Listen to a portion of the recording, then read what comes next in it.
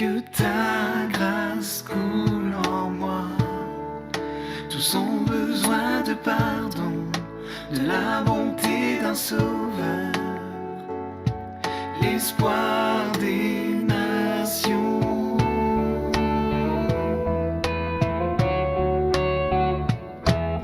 Sauveur, il déplace les montagnes, mon Dieu sauve avec puissance, il sauve avec puissance, pour toujours, créateur du salut.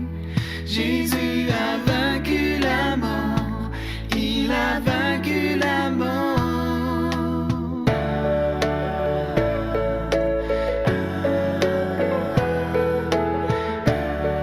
Jésus a vaincu la mort.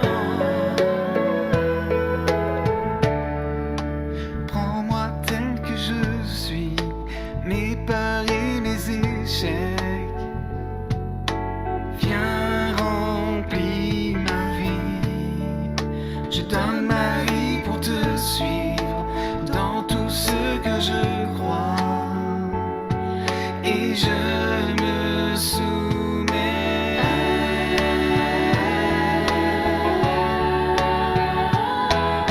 Sauveur, il déplace les montagnes, mon Dieu sauve avec puissance, il sauve avec puissance, pour toujours, créateur du salut. Jésus a vaincu la mort, il a vaincu la mort.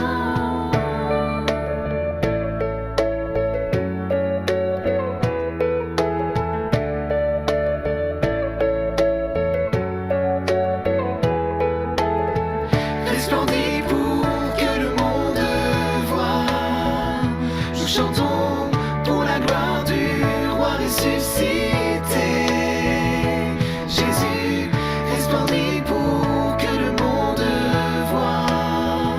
Nous chantons pour la gloire du roi ressuscité.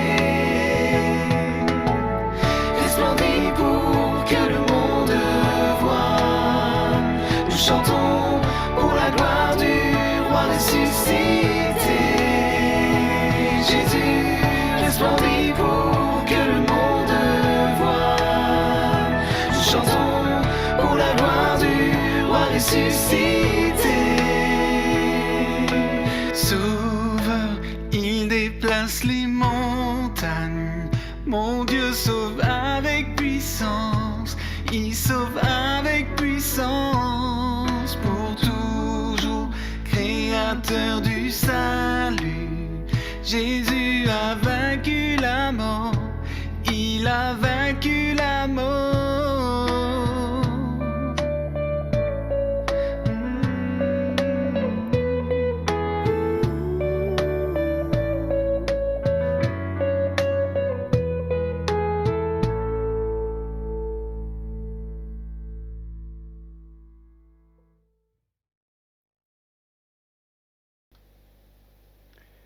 Bonjour, pour cette nouvelle étude biblique, nous entrons dans un troisième cycle autour des paraboles. Nous avons vu la signification des paraboles, c'est-à-dire la notion de royaume des cieux. Nous avons vu aussi les différents caractères, c'est-à-dire les traits de caractère qui peuvent mettre en évidence ce que c'est que le royaume des cieux. Et maintenant, nous allons voir une dernière partie qui concerne l'accomplissement de ce royaume des cieux, comment cela va se procéder quand on en sera plus proche, ou ce que cela signifie concrètement quand on sera pleinement dans le royaume des cieux. Mais avant cela, j'aimerais dire à chacun que nous sommes solidaires les uns des autres en ces moments de reconfinement, ou même s'il est plus léger, cela signifie encore quand même une certaine forme d'isolement pour les uns et les autres, et nous voulons nous attacher les uns aux autres dans un même amour pour le Seigneur Jésus-Christ, mais aussi un même amour les uns pour les autres. Nous voulons penser à tous ceux qui vivent dans le souci de la santé d'un des leurs. La liste serait longue. Nous voulons penser surtout en particulier à la famille Van Hache. Nous pensons aussi à la famille Donten, dont Joachim a été touché par le Covid et est encore en soins. Pensons à la famille de la famille Metz, Henri, qui est actuellement en service de réanimation à Valence, dans le sud. Enfin, nous voulons être vraiment solidaires les uns des autres. Et aussi en particulier de ce temps de reconfinement, nous voulons comprendre un petit peu plus cette difficulté que nous avons les uns les autres à vivre l'isolement, c'est-à-dire être séparés les uns des autres, de la communion fraternelle en particulier, alors que le Seigneur puisse répondre à nos besoins en profondeur, quand nous avons vraiment envie de retrouver plus de communion, plus d'intimité avec le Seigneur. J'aimerais vous proposer de commencer par prier. Seigneur, merci pour ta fidélité, même au milieu de ce confinement qui est difficile à vivre, reconfinement, isolement, séparation, plus de culte. Seigneur, nous voulons en même temps être solidaires de l'Église persécutée. Et nous voulons penser, c'est vrai, à toutes ces églises de par le monde qui ne peuvent pas se réunir, tous ces chrétiens qui sont obligés de se cacher pour vivre leur foi. Seigneur, alors nous ne voulons pas plus nous plaindre, mais intercéder les uns pour les autres afin que notre foi soit vivante, quel que soit l'endroit où tu nous placeras. Rends-nous aussi attentifs à ta parole pour que notre objectif ne soit pas simplement de vivre une belle vie sur cette terre, mais que nos yeux soient rivés sur notre espérance, celle de vivre un jour avec toi dans le royaume de Dieu, le royaume des cieux. Seigneur, accorde-nous de comprendre ta parole en ton nom. Amen. Voilà, nous allons prendre un texte aujourd'hui qui se trouve dans Matthieu, l'évangile de Matthieu, au chapitre 19. Nous lirons à partir, grosso modo, des derniers versets du chapitre 19, versets 27 et suivants. Mais avant cela, j'aimerais rappeler le contexte de ce texte. Nous avons un jeune homme riche, il n'est pas fait de mention particulière d'une manque de moralité, mais au contraire, plutôt quelqu'un d'honnête, qui a besoin de savoir comment rentrer dans la vie éternelle, c'est-à-dire être assuré d'être tout le temps et pleinement dans le royaume de Dieu. Nous avons vu déjà cette histoire dans un premier temps, mais j'aimerais juste signaler qu'il y a un problème, c'est qu'à un moment, cet homme, on lui demande de tout abandonner, et c'est ce qu'il y a de plus difficile. Il a beaucoup de mal à laisser de la marge avec ce qu'il possède. Dieu ne nous demande pas d'être pauvre, il nous dit de savoir être détaché de certaines choses pour pouvoir le suivre. Il y a des choses qui peuvent nous retenir, c'est tantôt l'argent, tantôt peut-être la famille, d'autres choses, ce qui explique alors cette hyperbole que nous avons dans l'Écriture où Jésus dit « Celui qui ne haïra pas son père, sa mère, sa propre famille, ne peut pas me suivre ». Cela est une hyperbole, ça veut dire que nous devons haïr littéralement, mais nous devons détester ce qui pourrait nous empêcher de suivre Dieu, dans le sens où notre foi devient prioritaire, et par notre foi, notre situation personnelle change, puisque nous nous mettons à aimer nos ennemis. Donc ce texte est assez remarquable, où nous voyons que ce jeune homme fait tout ce qu'il faut pour pouvoir être dans le royaume des cieux, mais il lui reste quelque chose, un attachement terrestre particulier, et il a du mal à s'en séparer. Il est dit aussi que Jésus pleura, Jésus était triste de voir la situation de cet homme qui était tellement proche de Dieu, mais avec encore trop d'attachement aux choses d'ici-bas. Voilà, lisons à partir du verset 27 la réaction de Pierre suite à cet épisode-là. Alors Pierre, revenant sur le sujet, lui fit remarquer « Et nous alors, tu sais que nous avons tout laissé pour te suivre. Qu'en sera-t-il de nous ?» Je reviens juste un petit peu sur le texte. Effectivement, le jeune homme, on lui demande tout laisser pour entrer dans la vie éternelle. Alors, ceux qui ont tout laissé, ça va, ils peuvent rentrer dans la vie éternelle? Peuvent-ils se targuer de quelque chose? J'ai tout laissé, donc je suis sûr d'être dans le royaume des cieux. Jésus leur répondit, « Vraiment, je vous l'assure, quand naîtra le monde nouveau, et que le Fils de l'homme aura pris place sur son trône de gloire, vous qui m'avez suivi, vous siégerez, vous aussi, sur 12 trônes, et vous jugerez les 12 tribus d'Israël. Tous ceux qui auront quitté à cause de moi des maisons, des frères, des sœurs, leur père ou leur mère, leurs enfants, ou leurs terres, recevront 100 fois plus, et auront part à la vie éternelle. Mais beaucoup de ceux qui sont maintenant les premiers seront parmi les derniers, et beaucoup de ceux qui sont maintenant les derniers seront les premiers. » En effet, dans le règne des cieux, tout se passe comme pour ce propriétaire d'une vigne qui sort de bonne heure le matin afin d'embaucher des journaliers pour travailler dans son vignoble. Il se met d'accord avec eux de leur payer le salaire habituel d'une pièce d'argent pour la journée. Puis il les envoie dans sa vigne, et vers 9 heures du matin, il sort de nouveau et aperçoit quelques autres qui flânent, désœuvrés, sur la place du marché, et il leur dit « Vous aussi allez travailler dans ma vigne et je vous payerai correctement. » Ils y vont. Il sort encore vers midi et vers 3 heures de l'après-midi, et chaque fois, il agit de même. Enfin, étant ressorti à 5 heures du soir, il en trouve encore d'autres qui se tiennent là sur la place, et il leur dit « Pourquoi restez-vous ainsi dans toute la journée à ne rien faire? C'est que personne ne nous a embauchés. Eh bien, vous aussi allez dans ma vigne. » Le soir, le propriétaire du vignoble dit à son gérant « Fais venir les ouvriers et donne-leur la paye. Tu commenceras par ceux qui ont été engagés les derniers pour finir par les premiers. » Les ouvriers embauchés à 5 heures du soir se présentent d'abord et touchent chacun une pièce d'argent. Vient le tour des premiers engagés, ils s'attendent à recevoir davantage, mais eux aussi perçoivent une pièce d'argent chacun. Au moment de la recevoir, ils protestent et s'indignent contre le propriétaire. Ces derniers venus, là, disent-ils, n'ont travaillé qu'1 heure et tu les as mis sur le même pied que nous qui avons travaillé toute la journée dans la grosse chaleur. Mais le maître, s'adressant à l'un d'eux, dit « Mon ami, je ne suis pas injuste envers toi. Est-ce que nous ne nous sommes pas mis d'accord pour une pièce d'argent pour la journée? Prends donc ce qui te revient et va-t'en. Si cela me fait plaisir de donner à ce dernier venu, d'autant qu'à toi, c'est ton affaire. Est-ce que par hasard, je n'aurai pas le droit de faire de mon bien ce que je veux? Ou bien me regardes-tu de travers parce que je suis bon? Ma générosité te rendrait-elle jaloux? Voilà comment les derniers seront les premiers et les premiers seront les derniers. » L'expression qui est bien connue et qui est utilisée de temps en temps à tort et à travers. Nous sommes dans un temps particulier et nous nous rappelons quelques interpellations ou quelques discussions qu'avaient les disciples les uns avec les autres. Qui est le plus grand parmi nous? Une discussion qui survient juste après que Jésus ait dit qu'il allait mourir. Nous restons terriblement humains. Et quelque part, nous pensons un petit peu comme si nous allions négocier avec Dieu. Regarde tout ce que nous avons fait pour toi, on est quand même meilleur que les autres.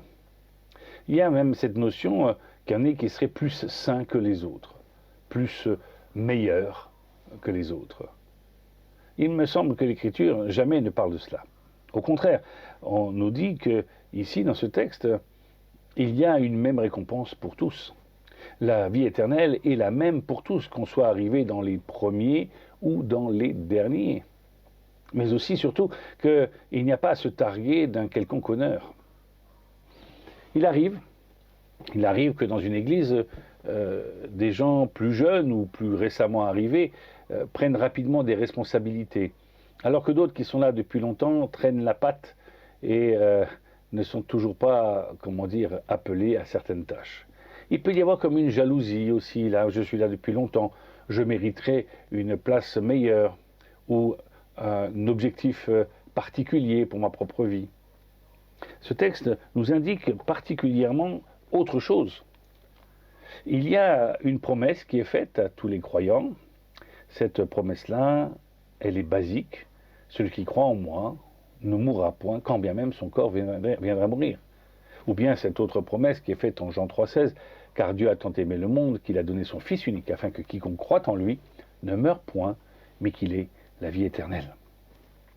Ce texte nous incite à ne pas être de ceux qui se glorifieraient d'œuvres plus saintes que les autres. Chacun est appelé à faire ce qu'il doit faire devant le Seigneur, à faire sa volonté. Nous ne pouvons pas en faire plus, mais nous pouvons en faire moins, c'est vrai. Mais en tout cas, si nous accomplissons notre tâche, quel honneur y aurait-il à ce qu'on nous donne quelque chose de plus, parce que nous n'avons fait que ce à quoi nous devions être appelés. Alors, ce texte est vraiment important parce que ce texte vient juste après que le jeune homme riche n'ait pas réussi à se séparer de sa richesse, lui qui faisait partie des meilleurs au niveau de ce qu'il pouvait faire sur cette terre, mais qui n'a pas pu lâcher quoi que ce soit. Il était dans ses premiers aux yeux de tous, dans le monde dans lequel nous sommes, et cependant, Jésus a révélé dans son cœur ce qui était encore à progresser. Nous sommes dans la période des tous saints, tous les saints. L'Écriture nous rappelle de différentes manières que nous sommes tous saints.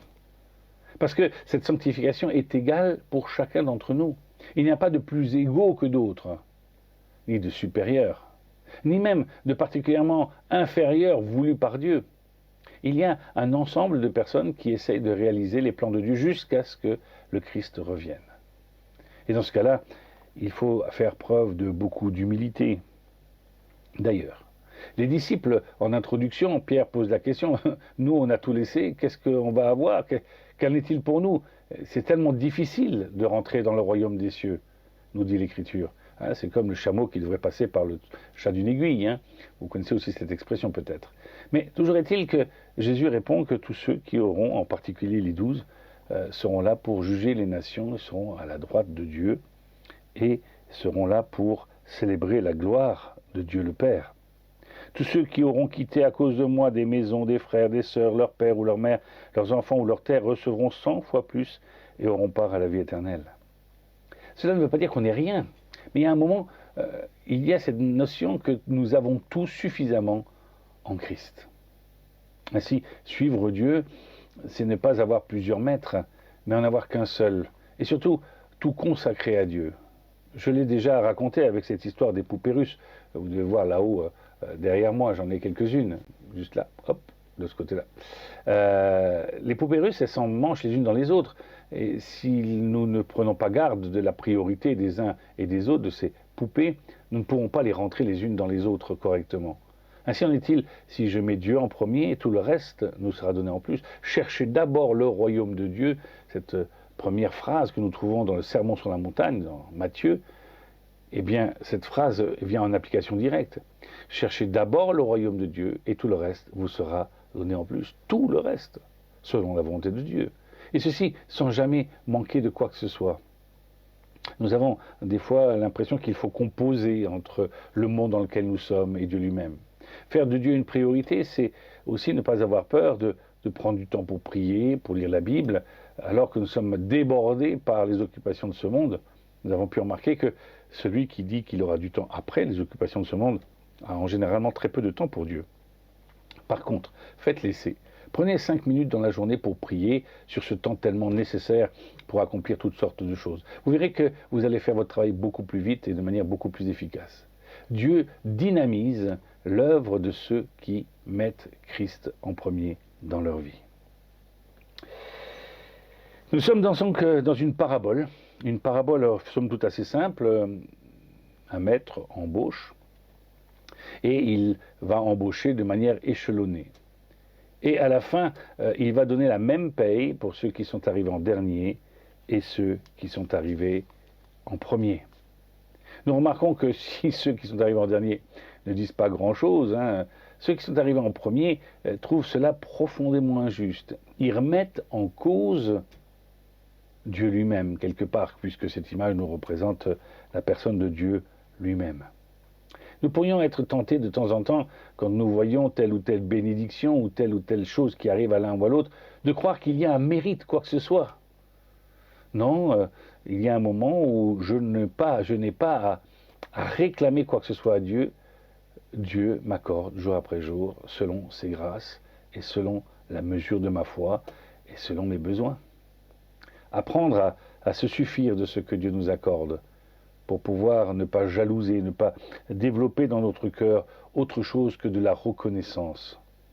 Oui, la paye pour tous, c'est la grâce souveraine de Dieu.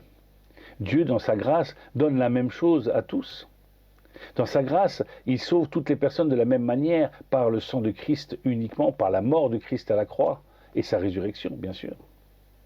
Ce côté universel du salut fait que je veux me réjouir de ceux qui viennent, de ceux peut-être qui deviennent chrétiens quelques heures avant leur mort, sans jalouser tout le reste de leur vie. Oui, Dieu, en son temps, fait toutes choses belles, même si des fois c'est assez ultime comme manière de faire. Oui, je ne veux pas être de ces mécontents constants qui réclament autre chose et quelque chose de plus de la grâce. Il y a quelques années, il y a eu une bénédiction dite de Toronto qui a parlé de nouvelles distributions, de nouvelles donnes, de bénédictions particulières sur certaines personnes qui seraient plus saintes que les autres. Comme dans certains milieux, certains pensent que parce qu'ils parlent en langue, eh bien ils sont plus bénis, plus remplis de l'Esprit Saint. Mais non, Dieu donne à chacun selon sa volonté. Et en particulier dans cette bénédiction, il y a quelques années, il disait que la Bible était devenue tellement sèche qu'il fallait de nouvelles révélations. Elles ont demandé à Dieu de nouvelles révélations. Ces révélations aujourd'hui sont faites de grands flops, puisque malheureusement toutes ces églises sont tombées à l'eau. Malheureusement en faisant aussi beaucoup de dégâts spirituels. Oui, devenir juste des reconnaissants de la grâce. Ce texte nous indique qu'après, tout simplement, dans l'humilité, celui qui se sera abaissé sera redressé. Il y a cette attente, j'allais dire prophétique et tout simplement presque naïve de Dieu, en sachant que rien ne peut sortir de Dieu qui ne soit mauvais. Alors si rien de mauvais ne peut sortir de Dieu, je ne peux m'attendre qu'à du bien. Et Dieu me donnera selon sa justice et selon sa justesse. En fait, ce temps de récolte et puis ce temps de vendange fini, eh bien, nous voyons que cela révèle les cœurs. Qu'est-ce qui me motive à suivre Dieu? Une récompense, un sucre? Non, au contraire, c'est plutôt cette idée de, tout simplement, moi, si je peux simplement voir Dieu, vivre avec lui, cela sera déjà beaucoup. C'est savoir que le minimum nous sera accordé, c'est-à-dire la vie éternelle, et c'est déjà beaucoup. Tout le reste, c'est bonus. Le maître ici est généreux, mais pas injuste. Sa générosité est la même pour celui qui a travaillé toute la journée en plein soleil que pour celui qui a enfin du travail en fin de journée. Nous devrions nous réjouir, non pas comme étant le fils, vous savez, dans cette parabole que nous avons vue il y a quelque temps, du fils prodigue. Oui, ce fils aîné qui devient jaloux de celui qui revient au Seigneur et que Dieu lui fasse une grande fête. Dieu nous fait une grande fête tous les jours. Jamais il ne nous abandonne, jamais il ne nous tourne le dos. Tout au plus, quand nous avons des difficultés particulières, c'est aussi parce que nous tournons le dos à Dieu. Ce n'est pas lui qui s'est tourné de nous. Oui, bénédiction, la bénédiction, c'est tout simplement savoir recevoir la vie comme un cadeau, la vie éternelle comme un cadeau, la vie avec Dieu comme un cadeau. Je vais faire une petite parenthèse pour illustrer tout ça. Je me souviens de gens qui étaient en train de remplir un contrat de travail. C'est intéressant parce que en remplissant le contrat de travail, en France, on a le droit à 5 semaines de congé, et en Belgique, je crois que c'est 4. En tout cas, l'histoire se passe en France, et alors que le contrat de travail est rempli, l'inspecteur du travail fait une remarque particulière au patron. Dites donc, c'est 5 semaines de congé par an. Là, vous en avez accordé 7. Comment cela se fait-il que vous donniez 7 semaines alors que c'est 5 semaines? Et le patron de dire, mais j'ai envie d'être généreux. Si j'ai envie de donner 7, je donne 7. C'est pas parce qu'il y a un minimum que je dois me contenter du minimum.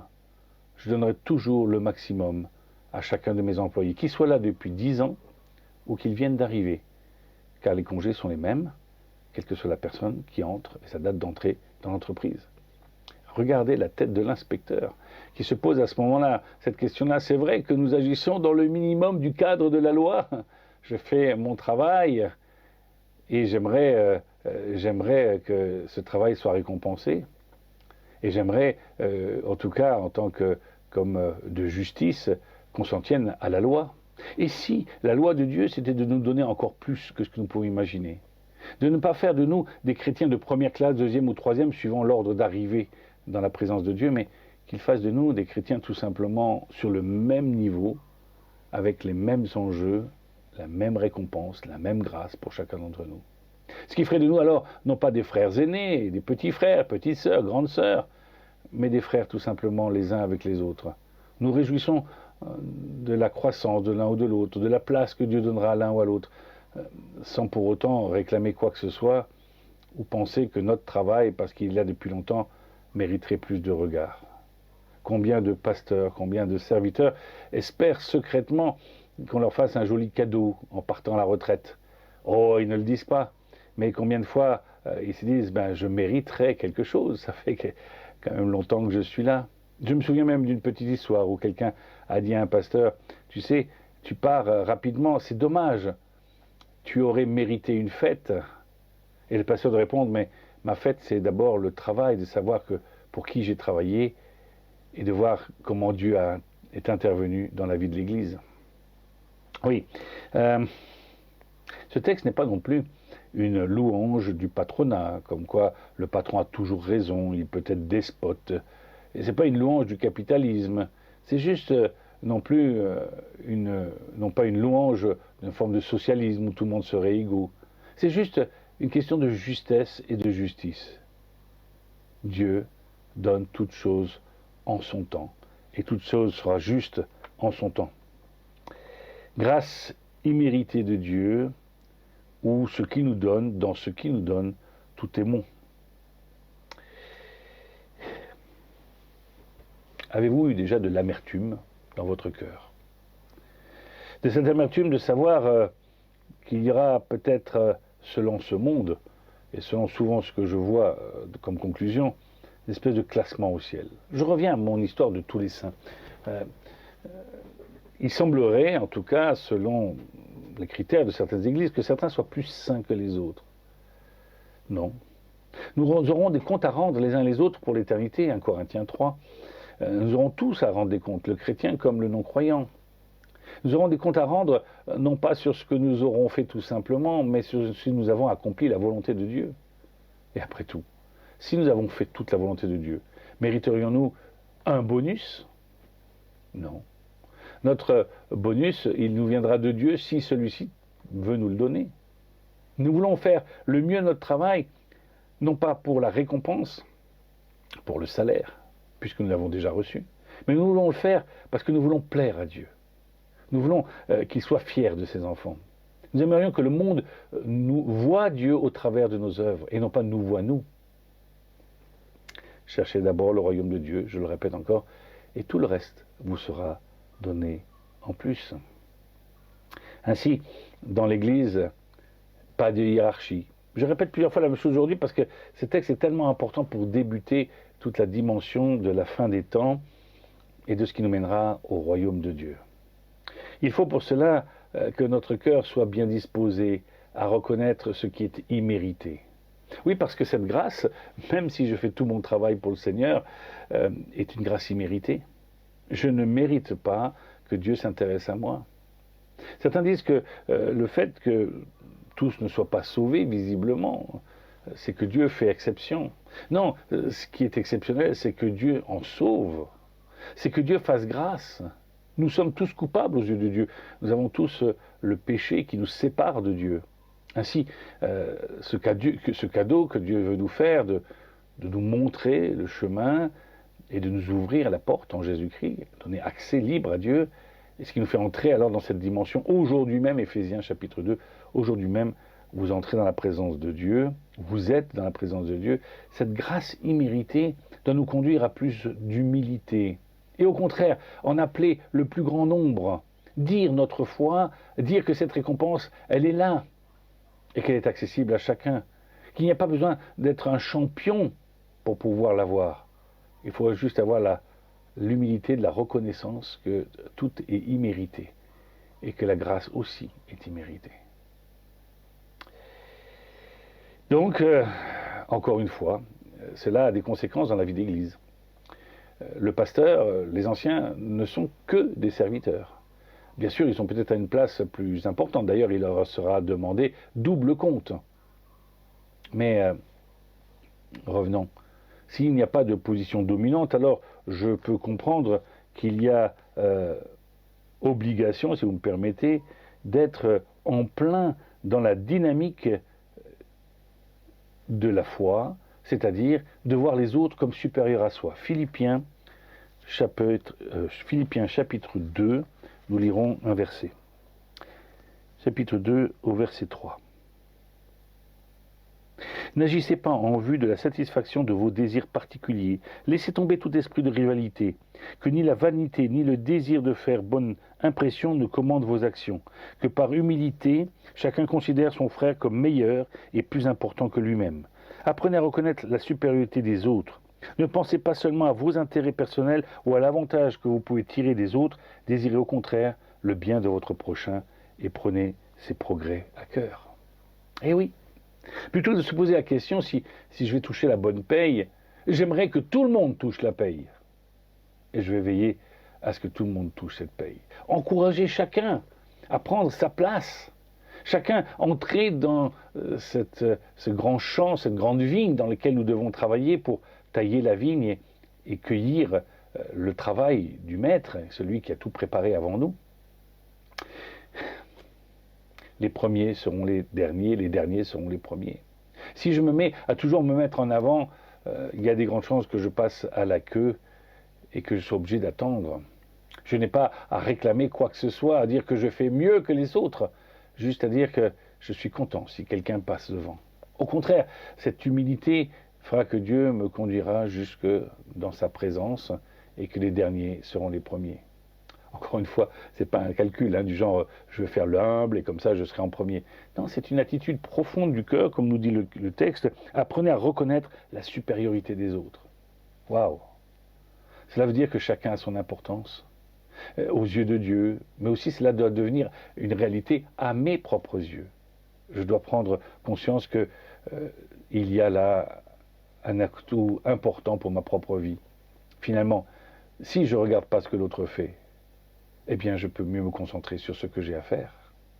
Si je ne jalouse pas, alors j'ai plus de force pour faire ce que j'ai à faire pour Dieu. Et si je suis un modèle, alors pourvu que l'élève soit plus grand que le maître, non pas moi plus grand que Dieu, mais que ceux à qui je parle de l'Évangile puissent être plus grands peut-être que la petite personne que je suis. De voir que dans mon ministère personnel, il y a plusieurs jeunes qui sont venus à s'engager, à devenir témoins, à devenir serviteurs de Dieu dans des centres de vacances, en tant que pasteur, en tant qu'évangéliste. Cela me réjouit de voir des gens qui ont une place plus importante que la mienne. Ce n'est pas la taille de mon église qui est important, c'est le ministère, c'est le maître avec qui je travaille. Continuons et nous allons bientôt conclure sur ce texte qui est relativement court et nous verrons d'autres textes plus tard. Comment en arriver à ne pas avoir cette attitude de ces premiers ouvriers? Certainement en reprenant l'exemple qui nous est donné dans Romains 12. En chapitre 12 de Romains, on nous indique « Je vous demande donc, frères, à cause de la bonté de Dieu, qu'il vous a témoigné, de cette grâce imméritée, mais cette vie éternelle que vous avez reçue, de lui consacrer votre être tout entier, que votre corps, vos forces et toutes vos facultés soient mises à sa disposition comme une offrande vivante, sainte et qui plaise à Dieu. C'est là le culte spirituel qui a un sens, un culte logique, conforme à ce que la raison vous demande. Offrir son corps comme un sacrifice, cela veut dire que tout consacrer à Dieu. Oui, celui qui travaille à plein temps n'est pas meilleur que celui qui travaille à mi-temps, ou voire même de manière laïque, fait ça en plus de son travail. Il n'y a pas plus de mérite non plus à celui qui prend un peu de temps à côté de son travail pour pouvoir servir Dieu. Chacun est appelé à sa tâche et chacun nous devons nous y donner totalement afin que ce sacrifice puisse ne pas être inutile pour nous ou pour les autres. Dieu n'est jamais injuste. Il reste en tout temps souverain. Être dans une attitude de ces derniers pourrait être défini ainsi. Faire preuve d'humilité, faire preuve de simplicité, faire preuve de disponibilité, faire preuve tout simplement de service, car finalement, tout ce que ces personnes ont fait dans la vigne, ce n'est rien d'autre que le même service. C'est une même vigne, un même service auprès d'un même maître. Nous avons une espérance commune, n'est-ce là? C'est déjà beaucoup. Nous devrions peut-être mieux noter sur notre cœur que notre espérance est commune. Et donc, puisqu'il n'y a qu'une seule espérance, il n'y a qu'une seule récompense. La réalité, c'est qu'il n'y a qu'un seul royaume. Il n'y a qu'une seule justice. Il n'y a qu'une seule grâce. Il n'y a qu'un seul Dieu, un seul Jésus-Christ. Il n'y a qu'un seul baptême. Et il n'y a qu'une seule manière pour vivre ensemble. Accepter la place que Dieu nous a donnée, au temps qu'il nous a donné, et nous réjouir tout simplement d'être de plus en plus d'ouvriers avec la même paye au final, la grâce de Dieu, la vie éternelle.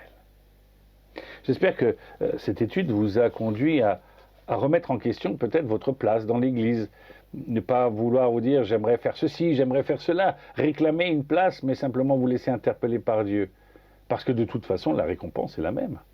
Par contre, si vous vous mettez à réclamer, alors Dieu pourra vous dire attention, tu passes à la queue et tu passeras après les autres. Tu as la même récompense, mais une espèce de préséance devant Dieu qui serait inversée. Oui, celui qui cherche à être élevé sera abaissé, et celui qui se sera abaissé sera relevé. Les premiers seront les derniers, et les derniers seront les premiers. Soyons trouvés bons et fidèles serviteurs. Que Dieu nous guide pendant le reste de cette soirée ou de cette journée, à quel moment vous allez écouter cette étude, mais sachez que c'est dans cette attitude de recueillement, de réjouissance, de simplicité, que nous voulons travailler pour Dieu aujourd'hui et à jamais. Prions ensemble. Seigneur, merci parce que ce texte nous rappelle qu'il n'y a rien à revendiquer. Il y a juste à laisser tomber ce qui pourrait nous laisser être une entrave entre toi et nous, cet argent, ce temps, ces choses qui sont autour de nous, qui nous empêchent d'être complètement consacrés à toi. Mais nous savons aussi, Seigneur, que celui qui se donne à toi, tu lui en donnes aussi le double ici et là. Tu es celui qui distribue ses grâces en abondance. Chaque jour, les bontés de l'Éternel se renouvellent, nous dit le psalmiste. Alors, Seigneur, nous le croyons et nous voulons le vivre pleinement, sans nous jalouser les uns les autres, mais au contraire, que nous puissions nous bénir les uns les autres, que personne ne s'enorgueillisse de vouloir ceci ou cela, ou de participer dans tel ou tel cadre plutôt que dans l'autre, parce que celui-ci serait plus honorable. Seigneur, c'est dans la simplicité que nous devons te servir, car c'est toi qui fais mûrir finalement le champ. Alors Seigneur, merci de nous faire participer à cette cueillette, de nous faire participer à ce champ qui fleurit, qui ensuite donne du raisin, puis ensuite, Seigneur, vient rejoindre les rangs des vignerons. Seigneur, nous voici, nous voulons te servir. Merci pour ta grâce imméritée. Au nom du Père, du Fils et du Saint-Esprit. Amen. Voilà, nous nous retrouvons semaine après semaine. Alors, une chose particulière, nous aurons dimanche prochain notre culte. Culte comme d'habitude, si j'ose dire, sauf que vous ne pouvez pas vous inscrire pour venir. Vous devrez nous regarder en direct ou en différé sur nos chaînes YouTube et Facebook, les unes ou les autres. Vous pourrez aussi noter que la semaine prochaine, nous aurons bien sûr notre étude biblique qui sera là, mais nous aurons aussi la convention du 11 novembre. Notre association cultuelle se réunit, notre association d'église, et plusieurs fois nous avons posé la question, est-ce que nous allions retrouver cette communion fraternelle? Nous sommes plusieurs centaines à nous retrouver sur la région de Charleroi. Ben non. Cette année, avec les questions de distanciation, nous ne pouvons pas plus que nous ne pouvons être nombreux dans l'église, donc ce sera à huis clos que le 11 novembre, vous pourrez vous connecter sur différents sites, je pense, mais en particulier sur celui-ci, www.laconvention.be. Et là, vous pourrez trouver tous les renseignements pour vous connecter le 11 novembre et recevoir l'enseignement pour pouvoir être redynamisé, mais un même enseignement pour toutes nos églises. Je vous souhaite en tout cas une bonne lecture. Cela sera enregistré depuis notre église. Votre serviteur sera là pour introduire l'invité, André Cole, qui sera là à ce moment-là, qui est pasteur sur Arlon. Merci pour votre assistance, merci pour tous vos encouragements que vous nous envoyez régulièrement. Que Dieu vous bénisse et je vous dis à tout bientôt. Au revoir.